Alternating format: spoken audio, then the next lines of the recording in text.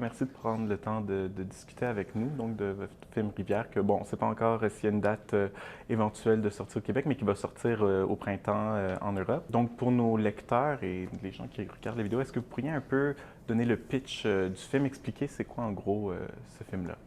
C'est l'histoire de Manon. C'est une jeune fille un peu perdue, qui est un peu farouche et qui porte une très grande colère en elle, mais qui est aussi très déterminée et qui veut devenir championne de hockey sur glace. Et son voyage à travers le film et les rencontres qu'elle va faire va lui permettre de se canaliser, de se rapprocher de son rêve. Ben, très bien résumé. Est-ce que d'où c'est venu toute cette inspiration Alors, pour le film? je voulais faire un film sur l'adolescence. Enfin, déjà, mes films précédents, mes cours précédents, en général, se portent souvent sur l'adolescence, sur le thème de l'adolescence. Et je me suis un peu inspiré, en fait, enfin, c'est très éloigné de mon adolescence à moi, mais c'est vrai que je me suis inspiré de moments ou de lieux, en fait, de mon adolescence pour un peu construire le film. La ville où je tourne, en fait, à Belfort, c'est là où j'ai grandi.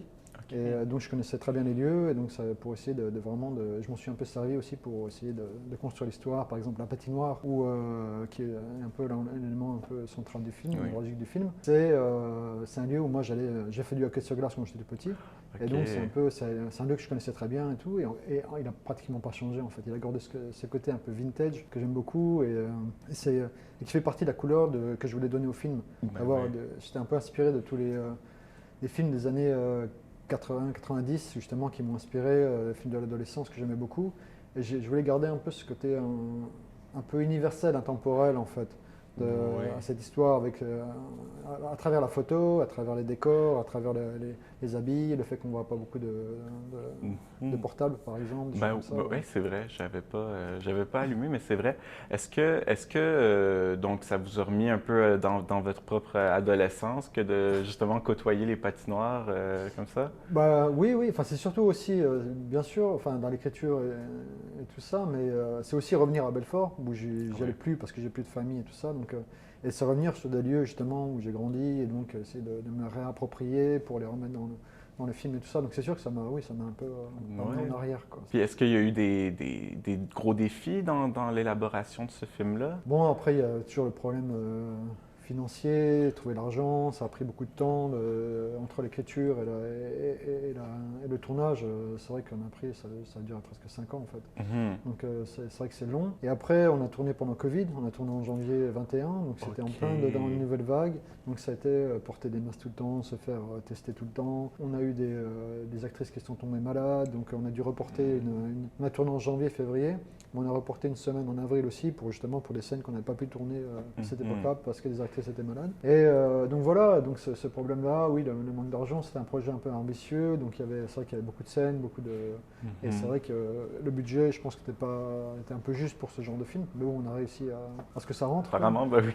Et il faisait très froid aussi, ça c'était un gros problème aussi. Enfin, c'était difficile pour les acteurs, pour les techniciens, enfin pour nous tous en fait. Mhm. Entre les patinoires, il y a beaucoup de tournages en extérieur, et tout ça, le tournage de nuit.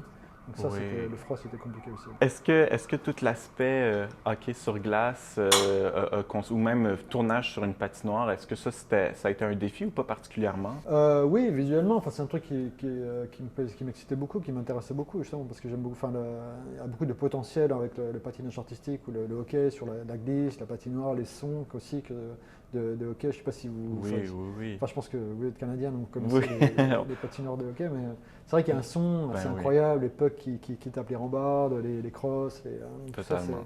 donc il y avait tout un truc assez excitant à élaborer autour de ça, à trouver comment filmer justement les scènes de hockey, comment filmer tout ça. Pareil, pour en revenir au problème de budget du film, moi c'est vrai que j'aurais aimé avoir plus de temps pour filmer les scènes de match par exemple, parce que c'est compliqué, il y a beaucoup de monde, beaucoup de choses à gérer, et c'est vrai qu'on était un peu toujours limité dans le temps. Donc je suis parti d'un truc un peu presque, enfin moi il y a une évolution à travers le film, mais c'est vrai que je suis parti sur un truc plus documentaire, une façon de filmer presque. Mhm. Alors qu'avant, dans l'idée, dans la préparation, j'avais un truc qui était un peu plus découpé. Enfin, Oui. donc, Puis est-ce que ça vous embête? Est-ce non, que... pas du tout en fait. Je pense que ça donne je pense que c'est mieux au final. Je pense que ça donne un truc plus réaliste en fait, il y a plus de... Plus brut, ouais. sûrement, Et oui. ça, je pense que le film gagne en fait. Parfait. Pour ça. Puis, j'ai vu, niveau, on parlait de hockey, donc est-ce que les interprètes, ou patinage artistique, est-ce que les interprètes étaient déjà des gens qui faisaient du hockey ou du patinage artistique? Ouais, bah, je tenais beaucoup à ce que ce soit réaliste. Je voulais pas, parce qu'il y a beaucoup de films de sport où c'est des acteurs qui jouent au foot ou qui jouent, enfin, je sais, n'importe quel sport, mais ils sont pas bons. On voit que c'est pas naturel, on voit que c'est pas leur truc. Moi, je voulais vraiment pouvoir utiliser justement toute l'ampleur du hockey, toute l'ampleur du patinage et tout ça. Donc l'idée c'était vraiment de trouver des non-acteurs en fait, qui jouent, ou des acteurs qui savent faire du hockey ou faire du patin. Avec Sarah qui joue Karine, j'ai eu la chance qu'elle c'était une championne plus jeune de patinage artistique. Donc c'est vrai que je l'avais vu dans un documentaire qu'elle avait fait, genre on avait 12 ans. Et après elle avait fait un premier long pareil à 16 ans où elle a joué une patineuse. Donc je l'avais vue là-dedans et c'est vrai qu'elle m'intéressait, mais alors, je pensais qu'elle serait trop vieille pour le rôle. Puis finalement je l'ai rencontrée puis elle était parfaite. Et elle matchait très bien avec Flavie. Après, elle et Flavie et Camille qui joue la mère, ce sont les seules actrices, vraies actrices. Tous les autres, ce sont tous des hockeyeurs justement ou des patineurs artistiques. Donc il fallait justement travailler avec eux. Le coach, c'est un vrai coach. Noah, c'est un patineur de la cheveux de fond, enfin Tom aussi. Donc il fallait un peu jouer avec tout ça. Intéressant. Puis vous avez quand même finement, subtilement, mais quand même joué beaucoup avec le lien entre le sport et l'identité de genre, je dirais, et l'expression en tout cas de genre. C'était important pour vous. Est-ce que vous, dans votre expérience, vous sentiez que le hockey, c'était pour les hommes? Puis le patinage artistique, c'était pour les femmes? C'est pas vraiment ça en fait, mais je voulais. Moi, ce qui m'intéressait, c'est justement de mettre une fille, tu vois, à la place de la fille dans un monde justement de garçons, qui fait sa place. Enfin, justement, ça m'intéressait. Je trouvais ça plus intéressant que justement raconter l'histoire d'un garçon qui veut devenir champion de hockey, ce qui est un peu plus habituel et déjà vu. Donc ça m'intéressait. Il y avait beaucoup d'opportunités, enfin beaucoup de possibilités avec ça. Mais par rapport aux gens, ce qui m'intéressait vraiment de raconter, justement, là je reviens un peu à mon adolescence, c'est que moi ce qui me fascine aujourd'hui, c'est la façon dont cette jeune génération, est ouverte au possible en fait. Qu'on soit un homme, qu'on soit une femme, c'est plus dans les rencontres, c'est essayer des choses sexuellement, c'est essayer de se trouver. Alors que moi quand j'ai grandi, quand j'étais adolescent, dans les années 90, il y avait pas dans une petite ville en fait surtout, il n'y avait pas cette liberté. Dans mon lycée, il y avait un seul homosexuel en fait. Non, tu vois, alors que bien sûr que c'est pas vrai, mais un seul qui était ouvert et tout ça. Et donc alors bon, il n'y avait pas cette liberté, donc il y a beaucoup plus de freins en fait. Et donc moi ça me fascine aujourd'hui de voir justement la façon dont les jeunes aujourd'hui naturellement s'ouvrent à la sexualité. Et je voulais montrer ça dans le film en fait.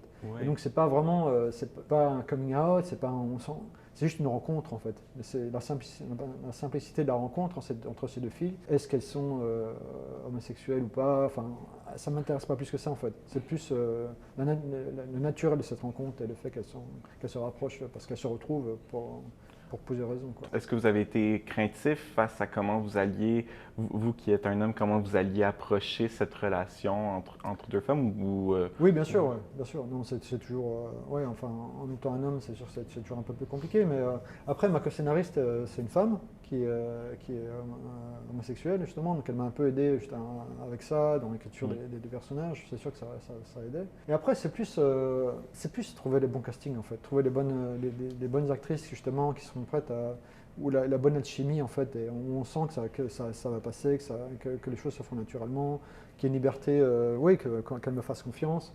Et inversement aussi, qu'on puisse qu'il y ait une discussion et tout ça. Donc c'est plus dans ce choix-là, en fait, trouver les bonnes personnes, trouver les bons... Vous parliez de casting, il y a Claude Fugère qui a collaboré avec vous, qui donc est québécois-suisse, de ce que je comprends. Oui, il est québécois, oui. Il a bougé en Suisse. Ouais. Voilà, et est-ce que, je serais assez intrigué de savoir comment ça s'est passé. Est-ce que vous cherchiez un Québécois ou pas du tout, et en fait Claude est arrivé dans votre voie? Moi je voulais je sais pas pourquoi, enfin je préfère un coach étranger en fait. Donc je cherchais, c'est vrai que j'ai vu des Québécois ou des Tchèques aussi, enfin un peu ou Russes. Il y a la patinoire de Belfort, là, un des coachs est russe, mais bon il voulait pas, il était un peu... pas à l'aise devant la caméra, donc lui il voulait pas le faire, il aurait été pas mal je pense. Mais Claude c'était un cadeau en fait. Parce que donc je l'ai trouvé, lui, il a déménagé en Suisse il y a un moment, il fait sa carrière en Suisse, il a été coach, maintenant il dirige une instance là-bas, je crois. Enfin, je pense qu'il est toujours un peu coach. Mais donc c'est lui qui est venu. Nous, on a fait un casting ouvert en fait à Genève en cherchant des coachs, enfin aussi pour pour plusieurs rôles. Et lui, il s'est présenté une première fois. On a vu ouais pourquoi pas et tout ça. Et je l'ai revu en fait plusieurs fois. Et il m'intéressait physiquement. Après, c'est ça qui n'était pas tellement à l'aise au départ, mais finalement, à force de discuter avec lui, c'est plus discuter avec lui que travailler avec lui, parce que de lui donner confiance en fait.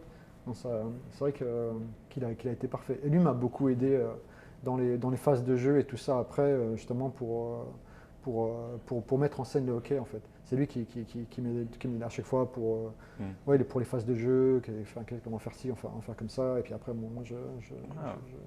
Ben, la scène, ça semble avoir bien été un bon, comme on dit en bon français, un bon fit, dans le ah sens ouais, non, qu'il carrément. semblait assez naturel là-dedans. Et en fait, bon, sans divulgacher quoi que ce soit, il y a aussi une mention quand même générale de Montréal et du Québec et du Canada. Est-ce que ça aussi, ça s'est fait,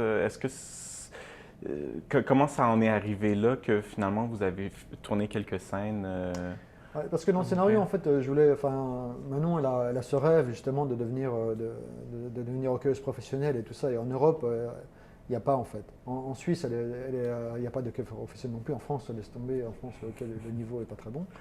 Et donc, pour elle, ouais, je voulais avoir qu'elle ait un but, en fait, qu'elle ait ce rêve, enfin, qu'elle soit obstinée, cette obsession en fait de jouer au hockey. Et donc le Canada, c'était un peu, en plus c'est de l'autre côté de l'océan, enfin, il y a un peu ce côté un peu rêve comme ça, un peu inatteignable. Et au départ, une petite fille qui vient comme ça d'un bled en Suisse, et, donc, pour elle, il n'y a aucune possibilité. Et c'est vrai que ça, oui, ça me parle, enfin, c'est toujours des rêves.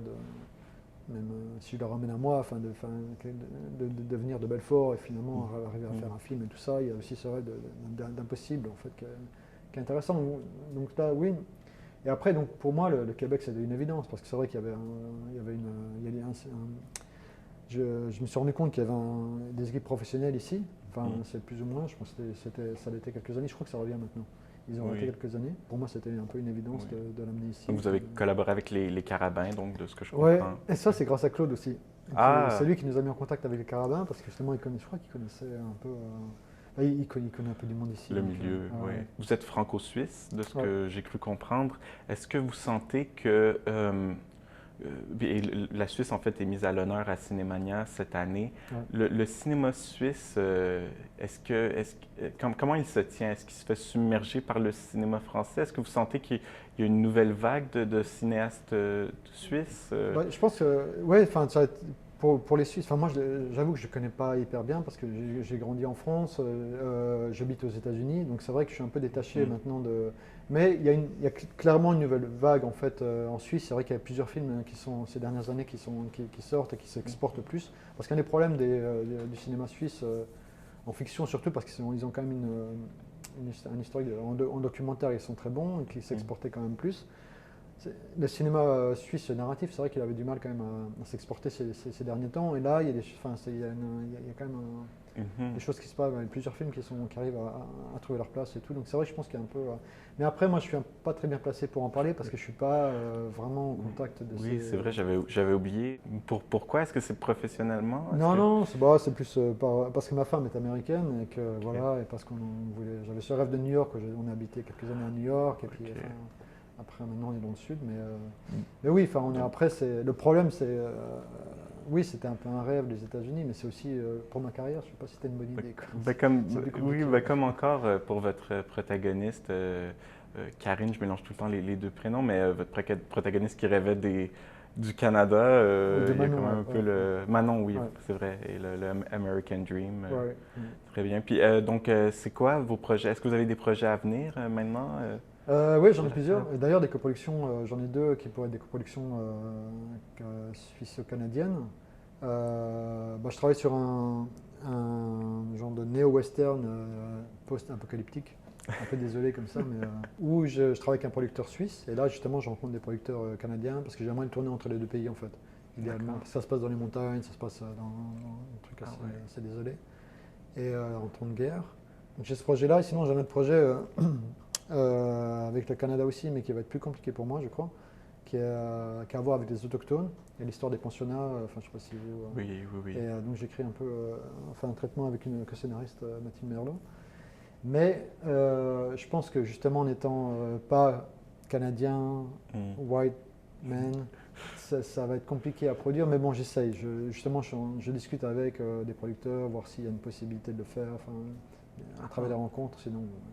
Intéressant. Et sinon, j'ai un autre projet en France aussi, un film de moto dans le sud de la France. On manque pas de projet. On manque Donc, pas de projet. merci beaucoup. Je vous en prie, merci à Gary. vous, ouais.